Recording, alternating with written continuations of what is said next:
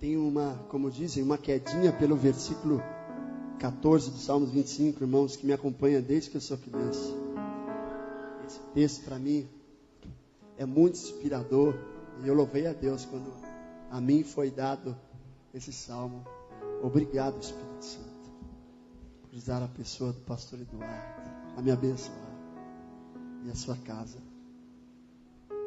Deus abençoe. Diz assim, eu vou ler alguns textos, alguns versículos desse capítulo, porque eu quero conectar com outro versículo, tá bom? A ti, Senhor, elevo a minha alma. Deus meu, em ti confio. Não seja eu envergonhado e não triunfem sobre mim os meus inimigos. Não seja eu envergonhado, nenhum dos que em ti esperam.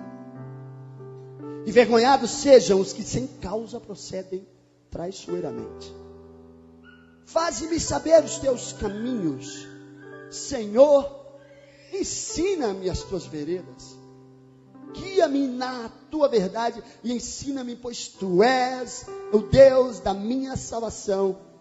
Por ti eu espero o dia todo. Lembra-te, Senhor, da tua compaixão e da tua benignidade, porque elas são eternas. Versículo 9. Guia os mansos no que é reto, eles ensinam o seu caminho. Todas as veredas do Senhor são misericórdia e verdade para aqueles que guardam a sua aliança, o seu pacto e os seus testemunhos. Versículo 12. Qual é o homem que teme o Senhor? Esse lhe ensinará o caminho que deve escolher. Ele permanecerá em prosperidade e a sua descendência herdará a terra. O segredo, o conselho do Senhor é para aqueles que o temem. Ele lhes faz saber o seu pacto. Os meus olhos estão postos continuamente no Senhor, pois Ele tirará do laço os meus pés. Olha para mim e tem misericórdia de mim, porque eu estou desamparado e aflito. Alivia as tribulações do meu coração e tira-me das minhas angústias. Versículo 20. Guarda a minha alma e livra-me. Não seja eu envergonhado, porque em ti me refugio. Versículo 22. Redime, ó Deus, a Israel de todas as suas angústias. Amém, queridos? Você pode se assentar?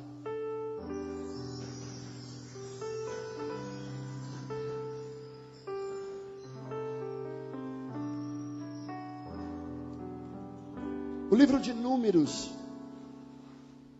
contém um texto, no capítulo 9, você não precisa abrir.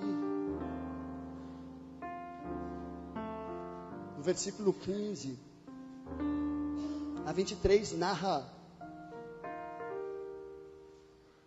uma história, um momento da história do povo de Israel, onde a nuvem de Deus foi um fator importante nesse processo de orientar o povo durante a sua jornada do Egito até a terra prometida. Eu quero ler e fazer um paralelo com esses dois textos.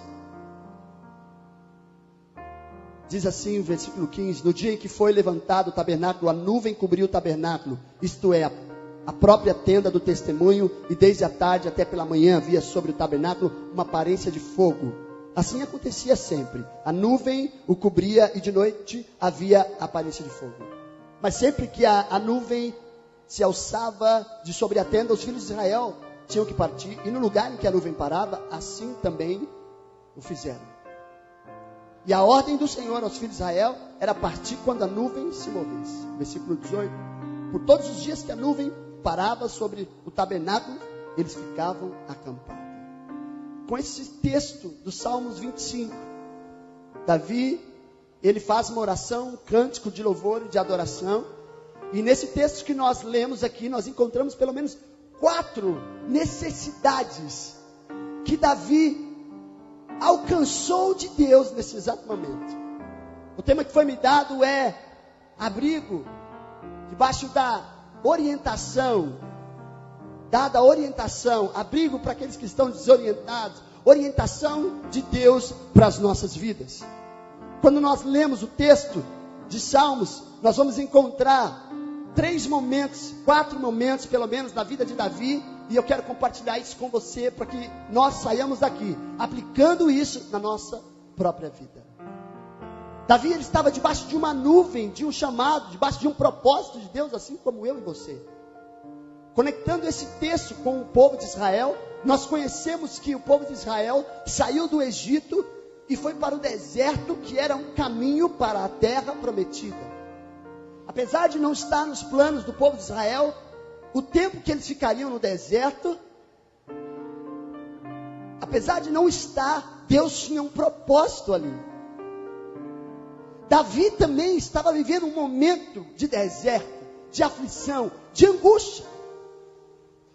Quem sabe eu e você também, em alguma área da nossa vida, ela está deserta, parece que não muda. A gente já orou tanto, a gente fez campanhas, a gente jejuou, a gente já apelou para tudo e nada resolveu. Deixa eu dizer uma coisa para você: o deserto não é um lugar para morar, o deserto é só um caminho. E inevitavelmente haverá momentos que nós passaremos por eles, por esse deserto. Não adianta pegar atalhos, não adianta criar os seus próprios caminhos, não adianta desejar não ter mais luta. Eu costumo dizer que quem não quer ter problema com carro, não tenha carro. Quem não quiser ter problema com casamento, não. Quem não quer ter problema na vida, morra. De alguma forma, sempre haverá uma área da nossa vida que vai estar em tratamento, oh glória. Sempre haverá uma área em aperfeiçoamento. Seja familiar, seja ministerial, seja no casamento, seja financeiro. Afinal de contas, Deus é soberano e muitas vezes Ele não vai dar todas as respostas, porque deserto é assim, quem comanda é Ele e eu apenas me rendo. Eu apenas sou dependente, porque Deus me ama quando Ele diz sim para mim, e Ele continua me amando quando Ele diz não para mim. Deus me ama quando Ele responde aquela oração no outro dia, assim que eu levantei. E Deus me ama também quando Ele decide não responder a tua oração e dizer para você: espera. Ele ama quando Ele curou aquela pessoa que você orou daquela enfermidade. Mas Ele te ama quando Ele decidiu levar aquela pessoa para morar com Ele. Não há nada, e eu digo sempre, que a gente faça de mal para que o Senhor nos ame menos. E não há nada que eu faça de bom para que o Senhor me ame mais. Ele nos ama o suficiente para eu ser feliz todos os dias da minha vida. Davi vivia um momento de angústia, de aflição, e a primeira atitude dele foi: Senhor, eu confio em Ti, eu elevo a minha alma, eu coloco a minha esperança, a minha expectativa, a minha fé, a minha razão, a minha emoção, a minha motivação, os meus estímulos no Deus que eu conheço. Ele diz isso ao Senhor.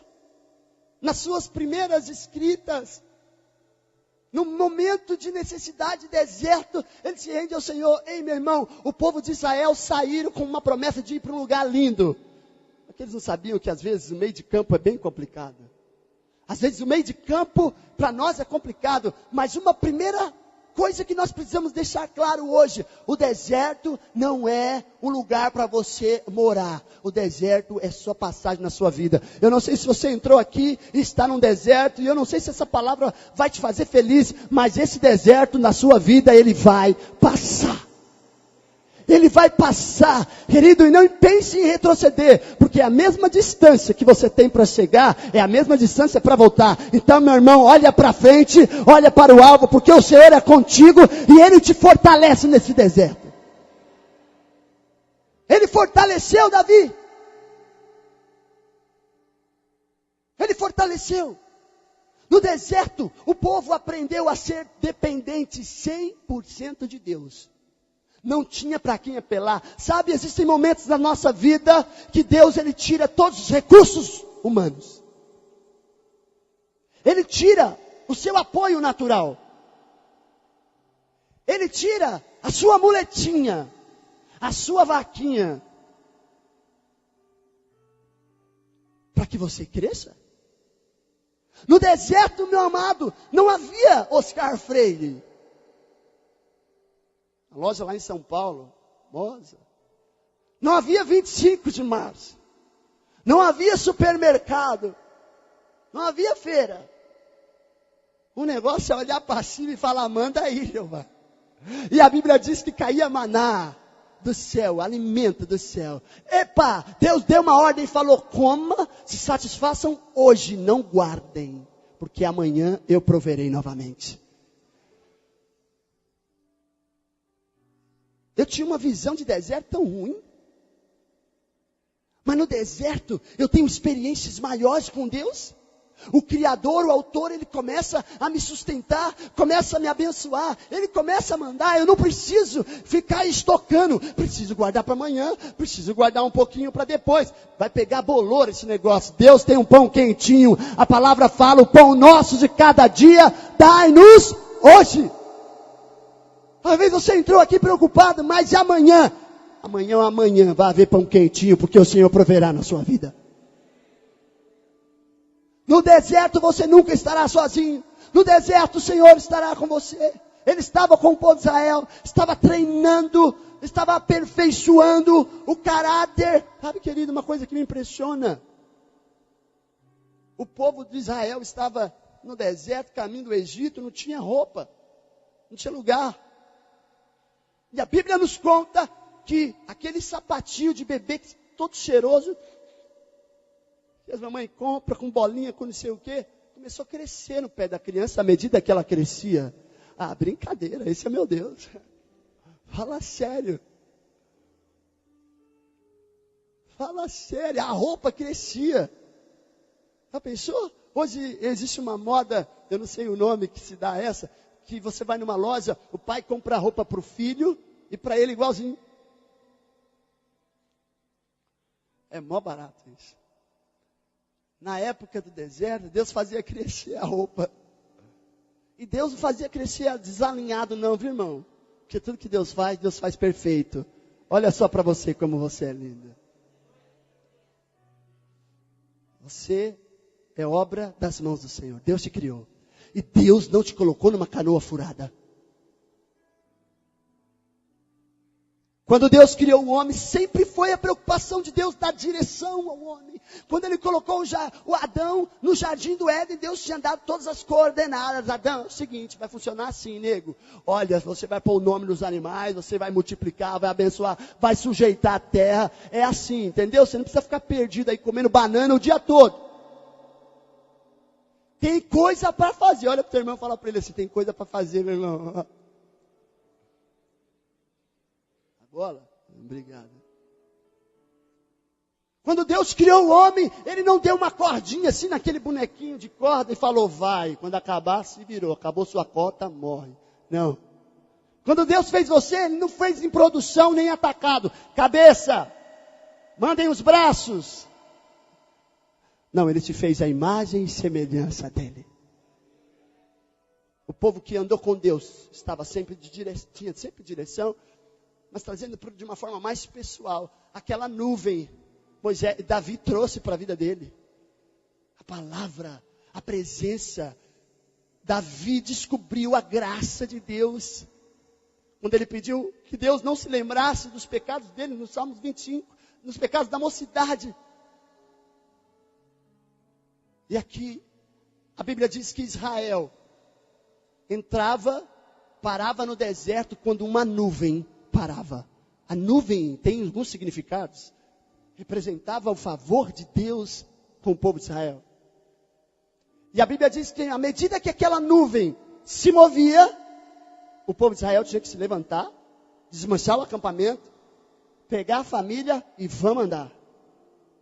A nuvem parava, era o momento de parar.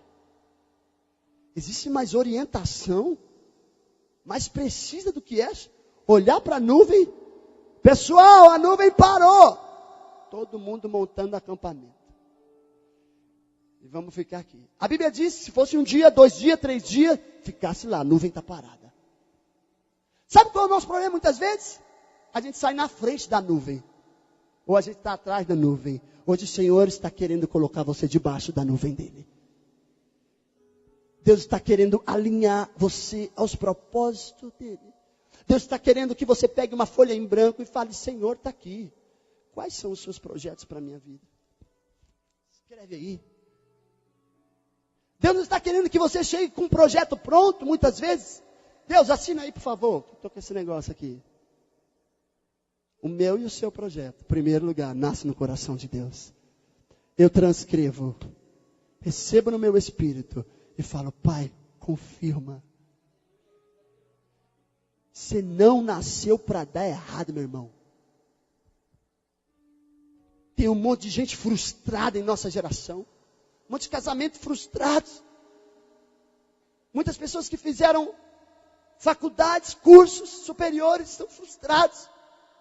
Muitas pessoas que realizaram um sonho e depois que realizou não era bem isso. Muitas pessoas que disseram assim, quando eu tiver minha casa própria eu vou ser feliz. E não é. Quando eu casar eu vou ser feliz. E não foi. Quando eu tiver filhos eu vou ser a pessoa mais feliz. E não é. O que está acontecendo? A primeira coisa, quando nós estamos debaixo da nuvem de Deus, quando nós estamos debaixo da presença de Deus, quando nós corremos para a presença de Deus, como fez Davi, no versículo 2, ele diz assim,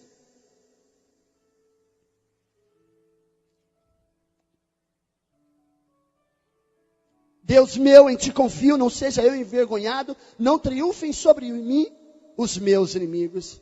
A primeira coisa, quando nós estamos buscando a direção de Deus, e debaixo dessa nuvem de Deus, nós temos a proteção de Deus. Hoje nós vivemos numa época onde se investe muito em segurança. Onde se investe muito, muitas pessoas blindando seus carros, colocando câmeras nas suas casas, procurando uma melhor escola para o seu filho, protegendo, comprando cães, porque nós precisamos de proteção. Há um senso em nós que grita por proteção. O salmista escreveu no Salmos 91, aquele que habita no esconderijo do Altíssimo, à sombra do Onipotente descansará. São tantos convênios. É convênio médico, é convênio dentário, é seguro de vida, é seguro isso, aquilo, porque nós temos a necessidade de ser protegido. Mas o Salmo 127 diz que se o Senhor não edificar a casa, em vão trabalhos que edificam. A tua e a minha maior proteção e a nossa maior necessidade de proteção vem do Senhor. E a palavra diz que Ele envia anjo, há um anjo acampado ao nosso redor, diz a palavra do Senhor, para nos guardar e nos livrar de tropeçar os nossos pés. Você está protegido. Não há nada mais seguro do que a presença de Deus. Não há nada mais seguro do que ter a proteção, o favor de Deus. Não há inferno que possa tentar te parar quando você está protegido por Senhor. Quantos protegidos estão aqui nessa noite? Querido, não adianta tantos investimentos. É importante, é válido, querido. Mas se o Senhor não guardar a cidade, em vão vigia a sentinela. Então não pare de investir na sua segurança física, mas em detrimento a isso, comece a investir na segurança da sua alma, na segurança dos seus valores, na segurança da tua mente. Comece a proteger a tua família com valores bíblicos que te levam para o céu, te levam a ter a vida eterna. Guarde bem a tua coroa, diz a palavra. Isso é proteger, meu irmão. Quantas vezes, querido, nós não damos uma atenção necessária para nossa alma, para nossa mente. Saímos, acordamos de manhã, vamos para o trabalho, somos intoxicados, somos bombardeados por tantas informações, por tanta imoralidade, por tanto engano, por tanta mentira. Aceitamos isso de maneira muito fácil. Chegamos em casa com peso, brigando, de mau humor, e não sabemos por que isso está acontecendo. A guarda está baixa, a porta está aberta. Fecha a porta, meu irmão. Fecha a porta. Havia um homem que viajava todo verão. Quando ele chegava, a casa dele estava molhada. A cama dele estava molhada. E ele e a esposa decidiam comprar um novo colchão. Compraram um novo colchão. Pagaram em 12 vezes. Foram viajar de novo. No verão choveu muito, voltou para casa. Olhou para o teto, buraco, na telha. Olhou para a esposa e falou, vamos comprar outro colchão. Terceira vez, vamos comprar outro colchão. Meu irmão, não há dinheiro que aguente se a gente ficar trocando colchão. Sabe qual era o problema daquele homem? Consertar a cobertura. Consertar o telhado. Sabe o que eu penso muitas vezes? Que a gente está todo dia trocando o colchão do telhado furado. Deus diz para Adão, Adão, você é o sacerdote da sua casa. Tudo que entra é porque você deixou. Maridos, tudo que entra de ruim é porque nós deixamos. Cobertura. Você que está na igreja, você está debaixo da cobertura, se coloque debaixo da cobertura dos seus pastores. Busque conselho. A voz de Deus vai estar na boca deles. O conselho de Deus vai estar na boca deles. Procure uma cobertura. Não fique desamparado, querido. Não fique, senão você vai tomar chuva. E aí você vai querer fazer o quê? Comprar um colchão. Olhe para o seu irmão e fala para ele, ao invés de comprar um colchão, meu irmão, troque o telhado.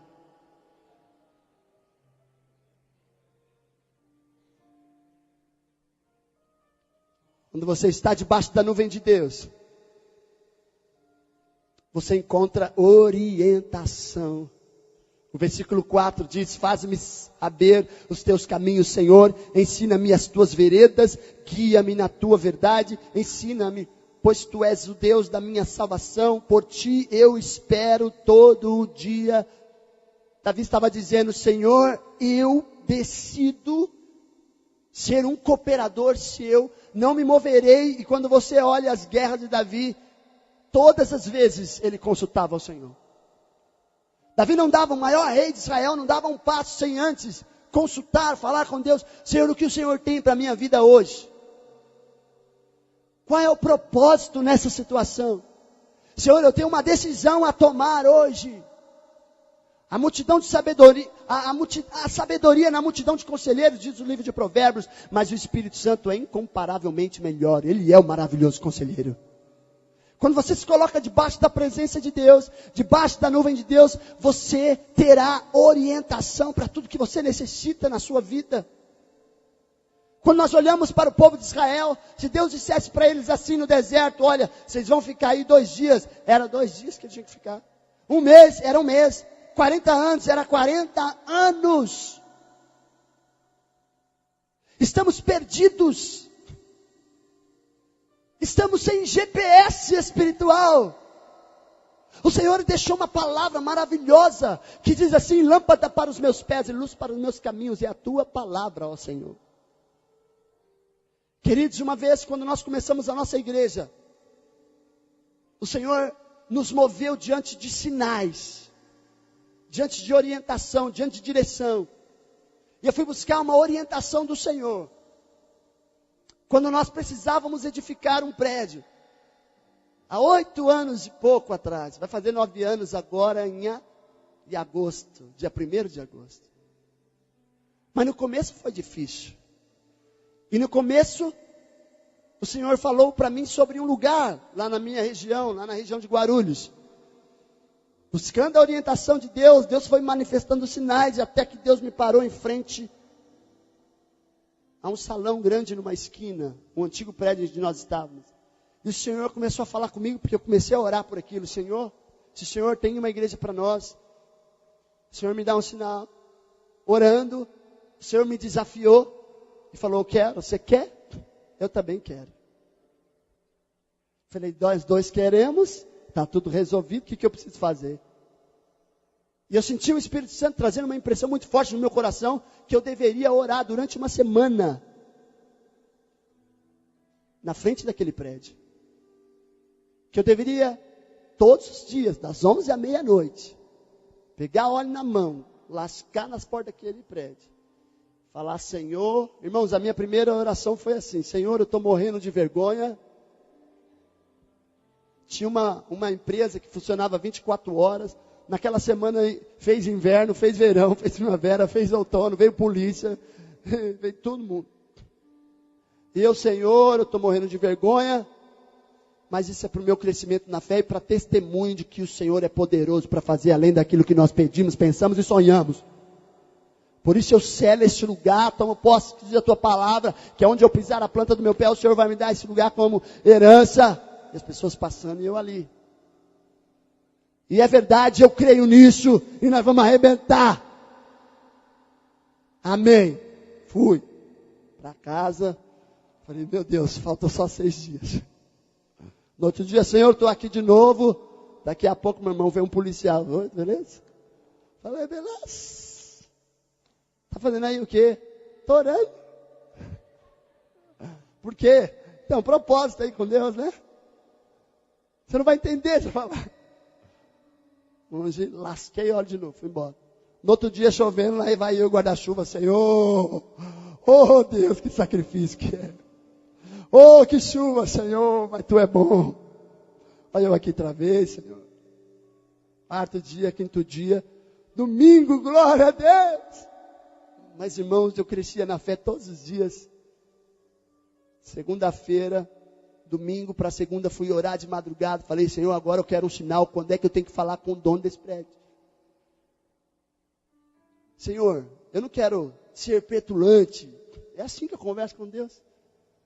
É assim que Ele quer que você converse com Ele. Fazendo um parênteses, o que você acha que Adão conversava com Deus no Jardim do Éden? A palavra fala que Deus vinha até Adão. Que Deus tem prazer no que Ele faz. Deus tem prazer em você, viu?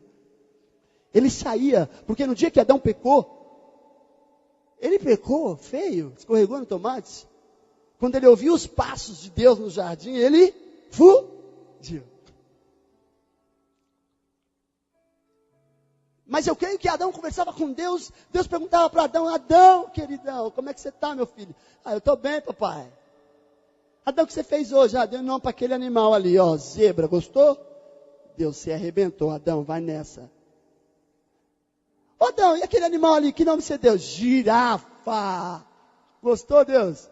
E aquele ali, Adão? Elefante. Adão perguntava para Deus, e aí, Deus, como é que você está? Deus olhou para Adão, eu estou me sentindo hoje todo poderoso. Estou me sentindo soberano. Deus tinha comunhão com o homem. Deus quer ter isso com você, Deus quer te orientar. Quando você for numa empresa, está uma fila lá, está lá, vou lá preencher aquela vaga lá, chega lá com confiança.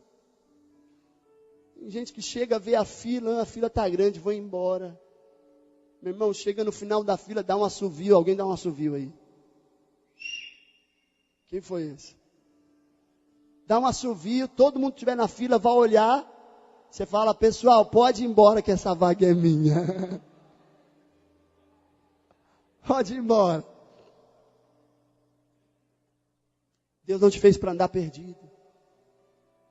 Eu falei, Deus, eu vou orar aqui, eu quero um sonho, Deus. Desculpa a petulância aí, mas eu quero um sonho. O Senhor falou para Gideão lá, algodão seco, terra molhada, algodão seco. É o seguinte, tu és o mesmo Deus de Gideão, fala comigo, me dá um sonho falando com esse homem, que é o sinal para eu ir. Caso contrário, eu não vou. Moisés um dia falou, se a tua presença não for comigo, não me faça subir este monte. Ô meu irmão, casou mal? Agora aguenta. Mudar de mulher é mudar de problema. Mudar de marido é mudar de problema. Deus me deu o sonho ou Deus não me deu? Deus deu. Porque é assim que Deus quer. Ele quer interagir com você. Ele quer falar com você. Ele quer te orientar. Ele quer colocar o conselho para você dar. Ele quer que você tenha a resposta que ninguém naquela faculdade tem. 1 João 2:27 diz que a unção do Espírito Santo fica em vós. Ela te dá sabedoria para todas as coisas. Falei, Deus, sonhei, cheguei lá no homem e falei, homem, é o seguinte, eu vim aqui porque eu tenho uma igreja, eu sou pastor, tal, preciso desse prédio, vamos lá. Deus falou, não fale de negócio com ele, sobe lá e entra naquele prédio. Falei, Deus, tu és maravilhoso, porque tu dá detalhes que não tem enciclopédia nenhuma dessa terra que dá. Deus dá detalhe, Ele vai te lembrando a palavra. Quando eu entrei no comércio daquele homem, Deus começou a falar assim comigo, não trate de negócio com ele. Entra naquele prédio e pisa lá. Antes de falar qualquer coisa, beleza. Obrigado pela dica. Eu, Pai, Filho e Espírito Santo, a diretoria. Deus falou, me trouxe aquela palavra, onde pisar a planta do teu pé. Eu pisei naquele lugar, meu irmão, a impressão espiritual que eu tinha é que o pó daquele lugar levantou. Pisei naquele lugar, ele quer conhecer o salão? Com certeza. Saí pisando, marcando território, falei, Jesus, tomo posse, ó, vai quebrando agora, Senhor, toda a dureza, agora. Cheguei no banheiro, tinha um trem lá estranho, um altarzinho lá estranho, não era aquilo que você está pensando. Tinha umas velas ali, o negócio, já falei, está cancelado, destronado, em nome de Jesus, vai ter crente aqui. Começamos a falar, eu não entendia muito, que ele é de Portugal, e eu sou brasileiro. Foi até bom não entender muita coisa, porque eu estava só com os ouvidos abertos para Deus.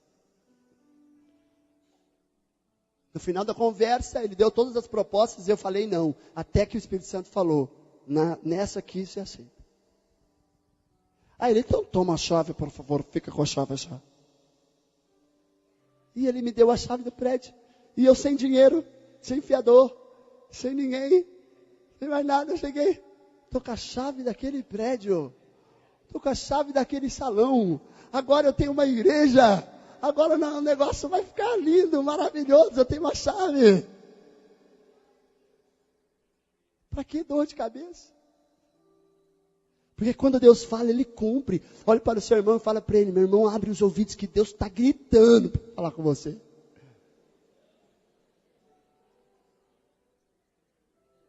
Na segunda vez, meu irmão, segundo prédio maior, não cabia mais.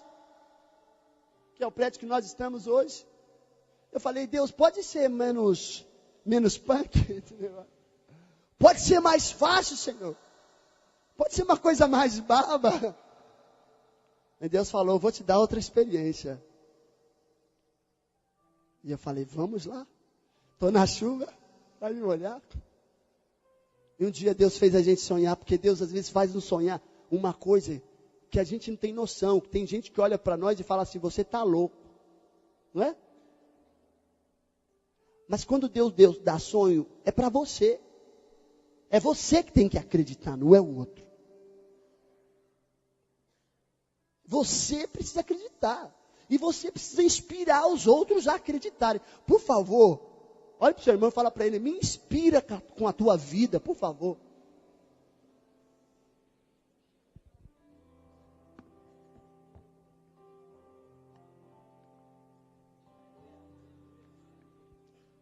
Eu termino com esse testemunho. E Deus falou, dia 1º de agosto, no dia do aniversário da igreja, vocês pegarão a chave dessa igreja. Falei, Deus, tu és assim. Tu és assim, o cara. Porque Deus é Deus de detalhes. Deus é Deus de coisas grandes e coisas pequenas. E um dia nós estávamos numa campanha na nossa igreja, de 3 meses. 1 mês de humilhação e arrependimento, 1 mês de intercessão profética e 1 mês de adoração. Irmãos, o desafio era nos humilharmos durante 1 mês e nos arrependermos. Começou os irmãos a fazer uns panos de saco exteriorizar aquela expressão interna de humilhação, como era no deserto, como era o povo de Israel. Um monte de pessoas começou a comprar pano de chão, cortar, remendar, fazia pano de saco, se vestia, vir para a igreja assim. Chegava todo mundo lindo no salto, cabelo, maquiagem. Daqui a pouco só colocava o pano, o manto de saco. A gente olhava aquilo, está bonito, hein, irmão?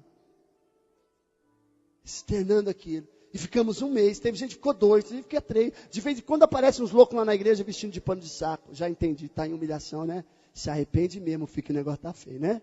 Isso mesmo, chora na madrugada. Chegamos lá, estamos orando, jejuando, chorando e colocamos esse alvo. No último dia da campanha, do 3º mês, falei para todo o povo, eu também estava vestido de pano de saco, falei, todo mundo agora vai pegar a sua cadeirinha, cadeira solta, e nós vamos fazer um passeio. Todo mundo de pano de saco, o último dia era para todo mundo ir assim. Cada um pegou sua cadeira na cabeça. Quantos estavam lá daqui? Pega a cadeira na cabeça, vamos fazer um passeio. Um pegou um púlpito para mim, o outro pegou a guitarra, os músicos, fomos para a rua. Irmão, se você não tem direito, a orientação de Deus para isso, você fala assim, pronto, pirou. O povo está doido aqui, chegou uns loucos. Todo mundo de cadeira na cabeça, pano de saco, outro com guitarra assim, o outro com púlpito aqui. E nós fomos lá para frente do outro prédio que Deus falou que ia nos dar. Tomamos posse do estacionamento que tem na frente. Coloquei o púlpito lá. Cantamos, oramos, dei a bênção apostólica ali. E o povo sem entender. E eu disse, aqui, porque o povo não sabia ainda, será a nossa próxima igreja. Porque disse o Senhor. E Ele não é homem para que minta, e nem filho do homem para que se arrependa. Você precisa se lançar nessa confiança. E ali foi a minha semente de fé. Eu precisava revelar a minha fé para Deus. Eu precisava dizer para Ele que eu cria de alguma forma. Naquela orientação que Ele estava me dando. E naquele momento, querido, fomos embora. Consagramos uma alegria estonteante, exultante. Nós fomos para as nossas casas. Começou a semana e o prazo vencendo. Meu irmão, para resumir a história. O dia 1º de agosto era numa sexta-feira. E a papelada, a documentação estava enrolada, a burocracia. E o corretor falou, não vou conseguir te liberar hoje. Eu disse para ele, o meu Deus disse que eu ia pegar essa chave hoje. E aí? Ah, seu Deus. Aí o cara tem que temer. Entendeu? E tem que tremer. Mas agora, ô Josué, são 10:45, o cartório vai fechar. Está faltando assinatura, está faltando isso. Falei, o meu Deus falou que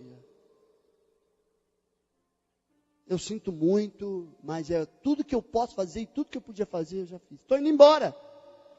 Estou na metade do caminho para casa, meu rádio toca. Ô Josué, você pode vir aqui rapidinho? Posso, seu Roberto. Estou indo aí. Me encontra ali no bar, na esquina, no centro de Guarulhos. Eu estou tomando uma cerveja. Falei, misericórdia. Se passar algum membro me ver no bar, um homem... E ele disse assim, Isabeline, ó, é o seguinte, trouxe aqui esse documento para você assinar, eu redigi uma carta dizendo que você está levando debaixo da minha autorização, não é um procedimento que a gente faz correto, e você vai pegar a tua chave hoje, tal, que o teu Deus falou, assina aqui e pega que você está levando a sua chave. O melhor ainda... é que eu ganhei um suco de laranja que ele mesmo pagou para mim. Né? Um suquinho de laranja. E eu fui glorificando, louvando, bendizendo, porque mais uma vez o Senhor cumpriu a sua palavra.